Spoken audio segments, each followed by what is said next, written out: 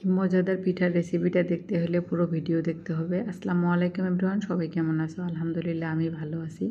এটা একটা উত্তরবঙ্গের একটা জনপ্রিয় পিঠা। সেই পিঠাটার রেসিপি আমি দেখাবো। এটার নাম হলো নুনিয়া পিঠা। প্রথমে আমি একটা পাতিল নিয়ে নিলাম, তার মধ্যে পানি দিয়ে দিলাম, তার মধ্যে হলুদ, মরিচ, লবণ এগুলো দিয়ে দিলাম। দেওয়ার পরে দিয়ে দিব আদা রসুনের বাটা।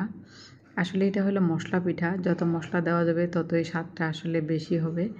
পরে এই তো দিয়ে দিলাম আদা রসুন বাটা। দেওয়ার পরে দিয়ে দিলাম এখানে কাঁচামরিচ আর পেঁয়াজ বাটা 1 চা চামচ।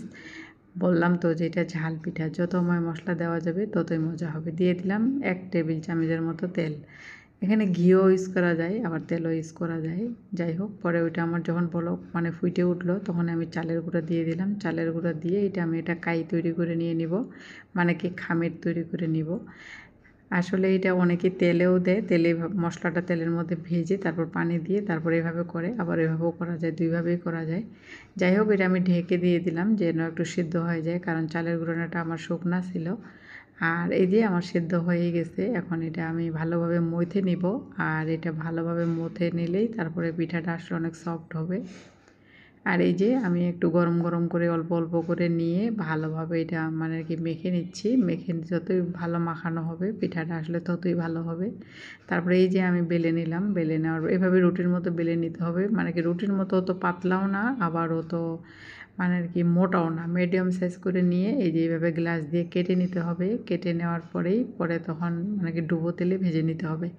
আর এই পিঠাটা নর্মাল ফ্রিজেও 3-4 দিন সংরক্ষণ করা যায়, মানে কি ফ্রিজে রেখে পরে ভেজেও খাওয়া যায়।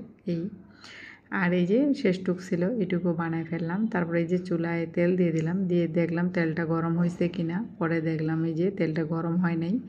এই জন্য পরে যখন তেলটা গরম হয়ে যাবে তখন এই পিঠাগুলো দিতে হবে। এই পিঠাগুলো কিন্তু গরম গরম খেতে অনেক মজা। এভাবেও খাওয়া যায়, আবার মাংস দিয়েও খাওয়া যায়। আসলে আমাদের ওদিকে এটা মাংস দিয়েই খাই, আমরা মাংস দিয়ে খাই। আর এটা মেহমান আসলে এই পিঠাটা আমাদের আয়োজন করা হয়, কুরবানি ঈদেও করা হয়।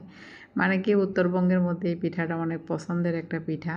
মানে কি আমরা আর কি একটা মেহমান আসলে বা একটা কোনো অকেশনে এই পিঠাটা তৈরি করি। আর সাথে মাংস, মুরগি বা গরু যে কোনো মাংস দিয়েই খাওয়া যায়, অনেক মজা লাগে। এবং কি এমনিও খাওয়া যায় চায়ের সাথে, বা সকালে নাস্তায় এমনিও খাওয়া যায়।